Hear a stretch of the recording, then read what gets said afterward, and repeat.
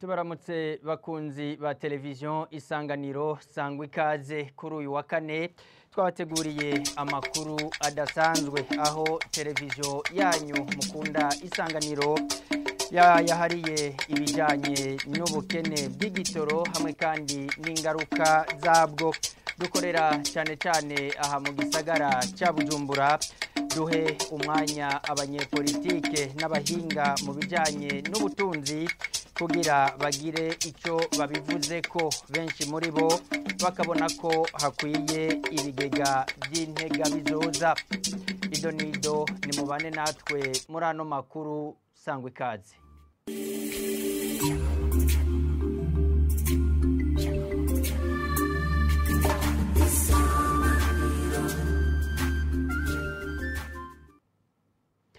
Kwiyunguruza ntivyoroha mu masaha y'ijoro mu gisagara ca Bujumbura.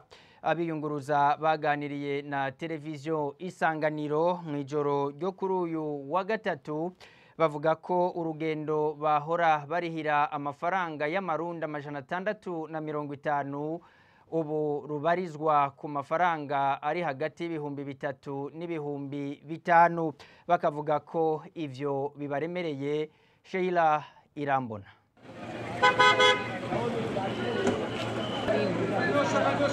Aho ni ku gituro c'amabisi yunguruza abantu n'ibintu aja mu bumanuko bw'igisagara ca Bujumbura hari igihe c'isaha 2:30 z'ijoro kuri no wa gatatu. Icibonekeje kitari kimenyerewe nuko ahari hamenyerewe hari amabisi hari imiduga y'amataxi iko yunguruza abantu n'ibintu haba kuri ico gituro hamwe no ku gituro c'abatwara abantu n'ibintu mu buraruko bw'igisagara. Ba convoyeri bariko bahamagarira abariko barataha gufata iyo miduga y'amatagisi muga nabo batabitabirira ku bwinshi naho amasaha yarakuze. Tubajije bakaba batumenyesheje ko bitaborohera kwama umuntu ariha itike riri hagati y'ibihumbi 3 na 5 urugendo bari bamenyereye kurihira 650. Ubonye bisi nk'ubu wisumamwo bisi ukayiriha ukarewaho ruriha 650 ahantu hagenda 650 kagenda katwe urumva ko ari ibintu bigoye cyane. Nk'ubu mvuye ku kazi ubunyene nk'aya masaha urabona nta n'imodoka n'imwe ihari biragoye kugira umuntu yideplasa ashike bana na kimwe coroshe mu kirimo kubera ubunye hari amataxi nayo yakisha guhera kuri 4000-5000 rero bana sama modoka yiwabo basigaye bakisha amahera kuko ari ibintu bigoye cyane uvuga amahera aherera muri déplacement kubera gufungura nushaka gufungura kandi uzi ko yuko amahera uri kuresha muri déplacement utahagute kure nko mu Zagatumba bari bakiri ku mirongo bizeye gutaha bose basavye leta gutora umuti w'ico kibazo c'igitoro nibagire nk'abahora bazana igitoro bakizane turaho ukuntu twoza turi déplacer bica bitugora n'ukuntu tuba n'ibintu byose vyaduze nawe uja mu boutique urabona ko ibintu vyahindutse cyane.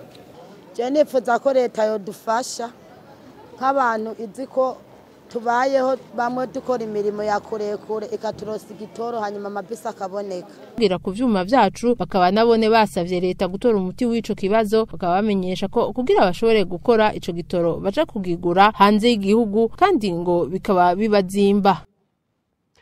Urakoze Sheila Irambona nkumenyeshe ko kwiyunguruza uva hagati mu gisagara ca Bujumbura ugana mu makartier yo mu bumanuko no mu buraruko bw'igisagara vyagendeka mu gitondo c'uyu wa kane. Jean Dodier Irakoze yahakubitiye wabibonye gute Irakoze?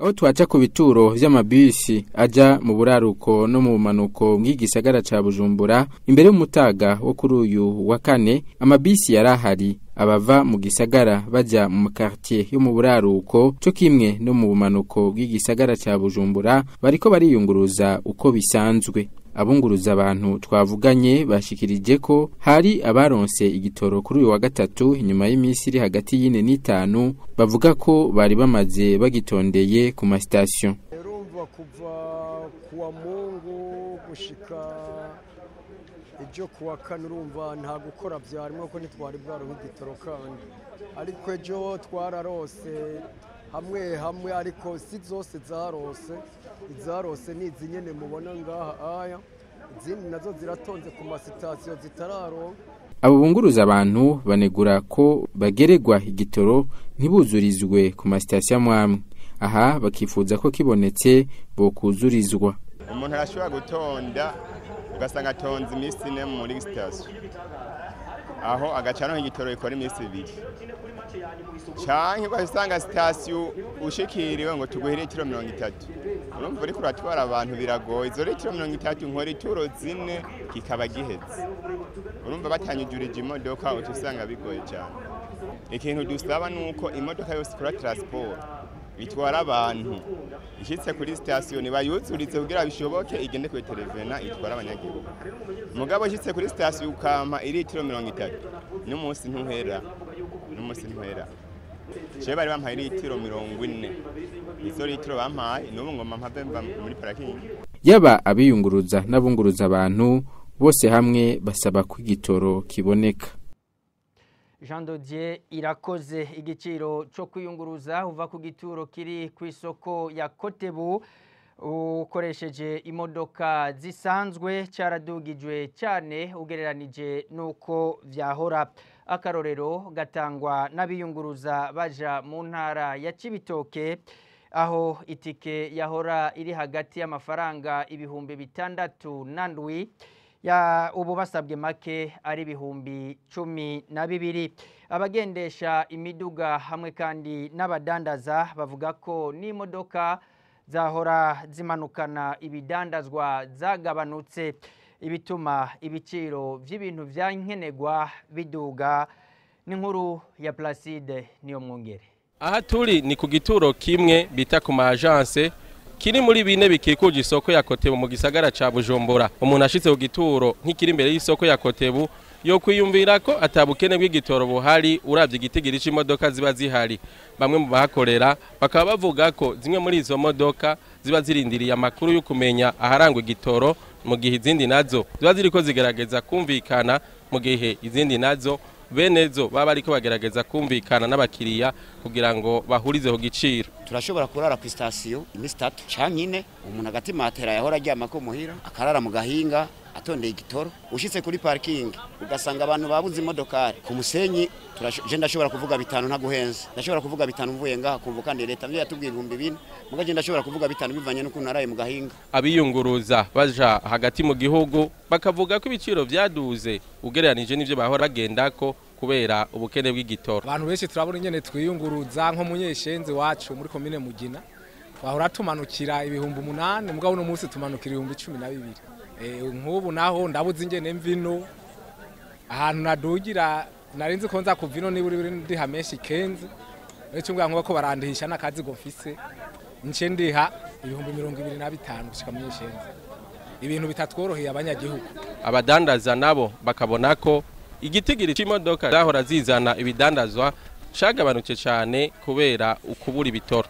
Birazimvye kuri ibi bitoro nyene mufuko ari ku 30 cyangwa 40 mugabo 60 70 kandi abakiriya ndamahera cyayuziye bakoya bitoro benshi ubudi bagishora kubera essence yaraduze gose si myinshi ubu magari yote iri yajya ku station kubera yabuze bitoro. Usanga ku mabarabara hose huzuye imyembe huzuye amatomati abakiriya badutelefona tubwira ati tabara muze kwacumubwira yuko utondeye ibitoro hama badandaza nabo ko bawe ko barahomba gutyo. Abo bose baba badandaza abiyunguruza cyo kimwe n'abakoresha imodoka bagasaba leta ko yo baronse igitoro ataruko naho abafise uburyo bakorohereza kugira baje kirondera mu bihugu bihaniro bibe n'u Burundi. Placide niyo mwongere nawe urakenuye mbega kuri iki kibazo cy'ubukene bw'igitoro abanyepolitike bo babivuga kwiki. Leta y'u Burundi ngo yamye yikora ku bigega by'intega bizoza mu kurwanya ubukene bw'igitoro hamwe mbere ikanarekurira ababishoboye bose kucinjiza. Kefa Nibizi arongoye umugambwe Kodebu iragi ryandadaye avuga ko barajwe ishinga n'ubukene bw'igitoro agahamagarira leta kugwiza amafaranga mva makungu. no kubona igitoro cama kibura hano mu gihugu cacu mu gihe muri bino bihugu duhana urubibe igitoro camaho iminsi yose kitigera gihagarara. Nivyo ko atari ubwa mbere ko igitoro kibura mu minsi yahera wasanga leta isanzwe ifise kimwe bita ikigega c'intega bizoza. Ico kigega rero carafasha yuko nk'ibiciro vy'igitoro bitaduga cane canke niyo bigiye kubura naho nyene ico kigega kigafasha. Mbere n'igihe Uburundi bwafatirwa ibihano bukaja muri yambargo, leta y'u Burundi yararekura abantu bakaza kurondera igitoro hirya no hino mu bihugu bibanyi kugira ngo igitoro kimwe kiboneka kandi ibikorwa bikenera igitoro bibandanye neza ntibishobore guhungabana. Muri ino minsi rero turabona yuko ico gitoro gishishikara kibura, ata mwanya munini tumara tutagize ico kibazo. Vyumvikana ko leta yosubira ikiyumvira gushiraho ikigega c'intega bizoza n'ubu gishobora gusahiriza mu gihe hoba hagomba habe ingorane z'igitoro. Leta kandi yoreka abarundi babishoboye akaza kurondera igitoro mu bihugu duhana imbibe mu gihe mu Burundi kiba cabuze, ariko icihutirwa cane nuko hokorwa ibishoboka vyose kugira ngo amafaranga y'agaciro yame ariko araboneka kandi amashirahamwe akorera mu vy'urudandaza bw'igitoro akama yumvikana hakiri kare na leta ku kibazo gica kiriya kumbure bitarigera bayatera ingorane abenegihugu basanzwe bakenera cane ibikorwa bikoreshwa n'ibitoro. Vyoba vyiza leta y'u Burundi ihaye uburenganzira abantu benshi kandi babishoboye bwo kuja kurangura igitoro. Bishikirizwa na Olivier Nkurunziza n'umukuru w'umugambwe w'abadasigana UPRONA. Kubwiwe ikindi cofasha ngo nukubaka ububiko bwinshi bwo gushinguramwo igitoro, ivyo yibaza ko vyofasha cyane mu bihe nk'ibi vy'ikena ry'igitoro. Ni ikibazo rero gihangayikishije abarundi kuko murabona yuko igitoro si ukwiyunguruza gusa, kica gikora ku bintu byinshi by'ubuzima bw'igihugu, ibiciro bikaduga, ubuzima bw'igihugu bugahagarara. Ibitoro nivyo bituma ibintu vyose mu gihugu dukenera bishobora kuja ku biciro hejuru canke biri hasi. Ubu rero uravye ubuzima bw'igihugu twokwemeza neza ko ubuzima bw'igihugu bwahagaze. Ico twe tuvuga nuko abantu turakwiye kumenya ingorane ziriho. Mbega n'amafaranga y'agaciro yabuze, mbega ni ingorane z'abantu bategekanya ukuntu igitoro gitogwa mu Burundi byabananiye kubitunganya neza ku buryo turonka ku gihe. Kuja rero mu gacerere bituma abantu bihebura, abantu bazana inkuru z'ibihuha, bigatuma rero iyo abantu bafise ingorane imwe bayisangiye nta bandi rero bategezwa kuduha inyishu. Ibi vyerekana ko ababijejwe nabo nyene vyabarengeye, batamenya inyishu boha, bavuga bati twahava tubesha ko kizoze ejo tugasanga dutaye amanota mu bantu. Ico rero twiyumvira no kuva mu gacerera bakamenyesha abarundi ingorane aho ziri, kuko iki ni kibazo c'abarundi, si kibazo c'umuntu, si kibazo ca leta wenyene. Igishobora gukorwa n'izaba ari ingorane z'amafaranga y'agaciro. Birashoboka ko igihugu kitagira amafaranga y'agaciro, ni ngombwa rero tanga ifate ingingo ziboneka. Ubwa mbere ibintu vyose bisaba amahera y'agaciro, ubwa mbere bashira imbere igitoro. Ubwa kabiri nuko mw'iki gihugu c'u Burundi hategerezwa ko baho ico bita stock strategique.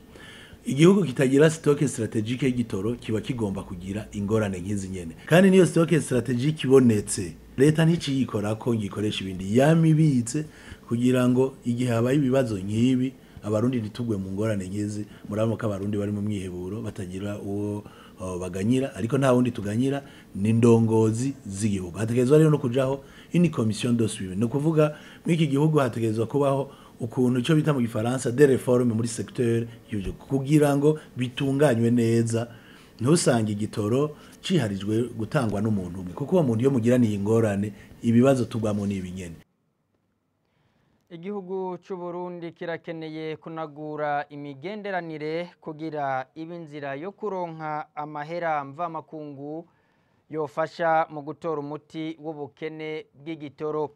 Francis Rohero, umunyepolitike yitaho ibijanye n'ubutunzi bw'igihugu, avuga ko igihugu kinakeneye kandi ingurane. Abona ko iyo ngurane yogira akarusho hamwe yobije gusahiriza ibisata biteza imbere igihugu. umukuru w'igihugu arakunze kuvuga ati nta madolari tugira, ati nta bagwiza tunga bava hanze baza mu gihugu cacu. Ikibazo kiri ngaho nyene, ni kuki tudafise amadolari, ni kuki abagwiza tunga bataza mu gihugu cacu, ni kuki tutazi kuborohereza, ni kuki abategetsi bacu nka bose baja mu budandaza bakabuza abategeza kurukora abandi neza. Nivyo bituma uno munsi dushobora kubabara tukakibura igitoro. Inyishu si yejo, abarundi bakunze ngo inyishu nihe ngo twakora iki kugira bive mu nzira. Ntibizova mu nzira mu misi 2 mu misi 3 canke mu myaka 3. Kugira ibi bintu bihere hategerezwa kubaho yuko abarundi bashira amahera y'umunyagihugu abaha mu makori bakayashira mu bintu bigwiza umwimbo. Ivyo rero bigwiza umwimbo ni ibintu bihari bizwi. Ntavyo ndumva ingene bavyifatamwo. Ico maze kumva nuko umukuru w'igihugu akunze kuvuga yuko atamahera hari, ibindi vy'ingene bavyifatamwo ntavyo ndumva. Ibisigaye nuko gikeco bagihari bashobora kugiha abariko baragwiza umwimbo, bakagiha ayo mabisi nk'akarorero abari karatwara abantu bagashobora kucima abagendesha imiduga yabo mito. Nyibaza ko ivyo byo bafasha ubunye nayo ubundi mba nibaza nti ibikenewe uno munsi gukorwa nuko Burundi mu gihe budafise izo nyinshi bugira buti dutegeza gusaba ingurane z'amadolari tukayaronka, hanyuma bakashobora gusubizaho ubucuti bafitaniye n'ibihugu bimwe bishobora kubafasha. Ivyo no kuvyemanga no kuvyemera, hanyuma amahera bagize imana bakaronka ntibasubire kuyakoresha mu ngendo zirirwaho ziraba, bakumva yuko amahera bayashira mu burimyi, bayashire mu budandaji, bayashire mu bintu by'agaciro bizana amahera y'igihugu. Ivyo nivyo nyine bishoboka. Dukikujwe n'ibihugu bikoresha cyane amahera y'amadolari nk'igihugu ca Kongo. Usajya imigenderanire yacu n'ico gihugu umengo ntishemeye, aho umengo n'abakongomani baje no gusuma iwacu barababuza, umengo ntishobora no gushorera y'ibintu. Hariho uburimyi, hariho ubworozi, hariho ubudandaji, hariho ibijanye n'ubutare n'ibindi byose. Ivyo bintu byose bituma abantu bashobora kutugendera bakaza kubiraba kubera bifitiye agaciro n'ivyo dusuma tugashobora kuronka ivyo turungika hanze. Nibijanye n'ubu na tourisme n'ibindi ibintu bituma abantu batugendera cyane. Ishirahamwe Olicom gishinze kugwanya ibiturire no gusesagura amatungo ya leta naryo nyene risaba leta y'u Burundi gushikiriza abarundi aho ibijanye uko ibijanye n'igitoro byifashe n'ivyo iri kwirakora kugira ngo ico kibazo gihanze abarundi gitoregwe inyishu. Gabriel Rufyiri arirongoye abona ko ikibazo c'amafaranga mvamakungu kidatorewe inyishu bishobora kuguma gutuma ubutunzi bw'igihugu buguma buhungabana.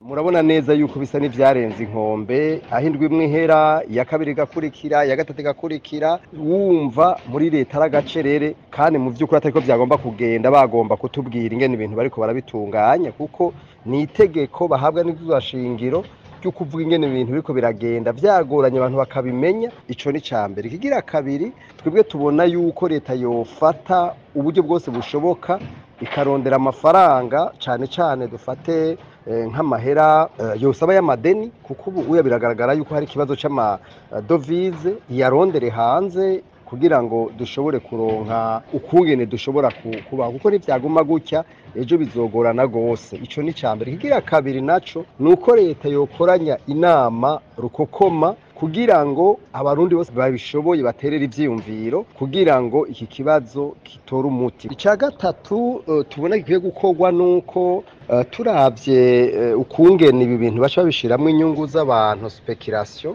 nibaza neza yuko hakwiye umuti urama ku buryo abantu bose bahawe amafaranga kuja kurangura ibintu hanze, harimo n'ibi vy'ibitoro baca bayakoresha ivyo nyene. Twaruzi ko bashinze umugwi, mugabo turakeneye kumenya ivy'uwo mugwi waturonse. Ubukene bw'amafaranga mvamakungu hamwe n'ibindi bisabwa kugira ibidandazwa bive hanze vyinjire mu Burundi harimwo igitoro biri mu bituma hibonekeza ubukene bw'igitoro mu gihugu. Niyo nyishu y'umushikiranganje w'ubudandaji Marie Chantal Nijimbere kuri uyu wa gatatu yishura ku bibazo by'abakenguza amateka Igitega. Mu gusozera ano makuru adasanzwe twashimye kubashikiriza ijambo ry'uruganda rwa televiziyo Isanganiro dushikirizwa na mugenzi wacu Leonce Bitariho. Ariko harahera imyaka 3 ubukene bw'igitoro bugenda bwisubiriza mu Burundi. Ariko muri zino mpera z'umwaka wa 2023 urugero bigeze ko rusa n'urutari bwaboneke mu gihugu. Ku mugwa mukuru w'ubutunzi ibujumbura usanga amabarabara asa n'ayagaragara. Ibituro biragaragara, abantu bagatona imirongo batabona ikibunguruza. Benshi bakagenda n'amaguru ku birometero bishobora kurenga 10. Kubiyeza havutse imvugo ngo nukuhatera irege. Imiduga irundanye aho badandariza igitoro kandi atakihari. Aho usanze kibonetse naho barahatonda bakahirirwa bakaharara, kenshi bagasubira inyuma bataronse bakungururiza ahandi. Ku isoko ya Magendo haraho usanga litiro ishika ku bihumbi 200 bakakigurishiriza ku macupa. Igilitiro n'igice rikagugwa ibihumbi 30 naho byari bwakaboneke. Ariko dutegere ko aha tuvuga atari Bujumbura gusa n'indi mihingo bishusha n'ivyo. Ingaruka z'ivyo ntiziteba kwibonekeza. Iruhande yo gutondera ikibunguruza batazi yo kizanana, ubu hagezaho abantu batondera amakara yo gukinjika. Mu bindi bihe wamenga gutondera agasukari nivyo vyabaye akamenyero nubwo bitabwirizwa kubuko. Si ivyo gusa, wo bari inkuru nuwama ku isoko ugiye kubaza ikiro c'ibiharage, icagafu, ibiraya, ibijumbu, ibitoke n'ibindi. Inoti y'ibihumbi 10 isigaranye ijambo rito. Muri ivyo bihe biheze warasanga ivoka rigugwa amafaranga 100. Kino gihe rikabakaba mu gihumbi canka renga. Mbega hoho kurundi ruhande kino gihe umunyeshuri acerewe ku ishuri umwigisha avuga iki? Umukozi ashitse ku kazi yatevye umukoresha muraba gute? Hari uwo batatira uwundi? Umuntu yohava yitega iki ku mwimbu? Imbono ya leta nuko mu bihumbi 2040 Uburundi coba ari igihugu cigaburira, muri 2060 naho kikaba giteye imbere. Nihangiro ryo gukenguruka warivuza ryumeko, ariko kandi ryega abarundi bose. Iyo mbono none izoja mu ngiro gute? Biriko biramara igihe, ariko nta kinini turiko turumva ku nzego. Harakenewe ko ababijejwe bavuga ico bariko barakora canke bategekanya gukora kandi vuba kugira igitoro kiboneke, ubuzima bubandanye. Uko biri kose igitoro ni karahara mu ruganda ntibacura. Kumbura abarundi bo kwizera ko ubwo bukene bw'igitoro atari ubwome. Ahandi ho vyohakwa kugorana ingene igihugu gishikira ya mahangiro cihaye ntirikabe. Laonse bitariho urakenuye. Aha niho duce dusozerera ano makuru adasanzwe twari twabateguriye kuri televiziyo Isanganiro. Ikaba rero yari yayahariye ubukene bw'igitoro hamwe n'ingaruka zabwo. Mwumvise ico abanyepolitike babivuga ko hamwe kandi n'abahinga mu bijanye n'ubutunzi. Tukaba tubashimiye kuba mwari kumwe natwe. Giraho muba mwubaho.